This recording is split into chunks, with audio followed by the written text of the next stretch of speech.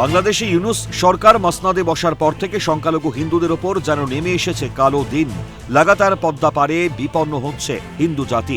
এমন পরিস্থিতিতে বাংলাদেশে অত্যাচারিত হয়ে প্রাণ বাঁচাতে এদেশে পালিয়ে আসছেন অনেকে, আবার অনেকে উপায় না পেয়ে ওপারেই পড়ে আছেন।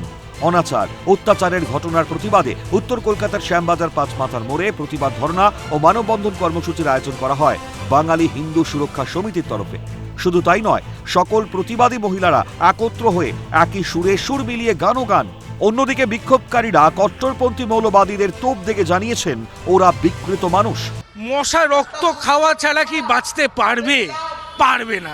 সিমিলারলি ওগুলো ওদেরই মানে ন্যাচারাল ব্যাপার।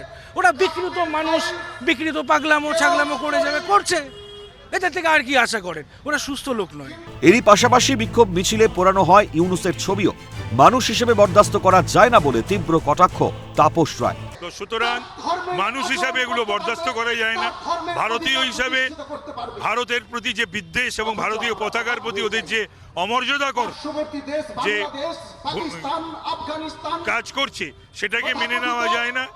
আর আমরা যে ভাষায় কথা বলি ওপার বাংলার মানুষেরা সেই ভাষাতেই কথা, তাদের ওপর, মা বোনেদের ওপর এবং হিন্দুদের ওপর যে নির্যাতন, যে বর্বরচিত নারকীয় অত্যাচার, হত্যা লীলা চলছে, সেটাকে কখনোই মেনে নেওয়া। প্রত্যেক হিন্দুর গর্জে ওঠা উচিত, বার্তা তমগ্ন ঘোষের। প্রত্যেক হিন্দুর গর্জে ওঠা উচিত। বাংলাদেশে যেভাবে ভারতের নামে যে নোংরামি চলছে এবং হিন্দুদের ওপর বেছে বেছে হিন্দুদের ওপর যে আক্রমণ, এটা একটা প্ল্যান জেনোসাইড ওভার হিন্দু। এটা একটা ডিপ রুটেড কনস্পিরেসি। এটাকে আটকাতে হবে, হিন্দুদের একত্রিত হতে হবে এবং এই একত্রিত হওয়ার কাজ শুরু। ক্যামেরায় গোপাল তপাদার, সঞ্জীব চক্রবর্তীর সঙ্গে মেঘা রায়, সৌভিক গিরির রিপোর্ট, ক্যালকাটা নিউজ।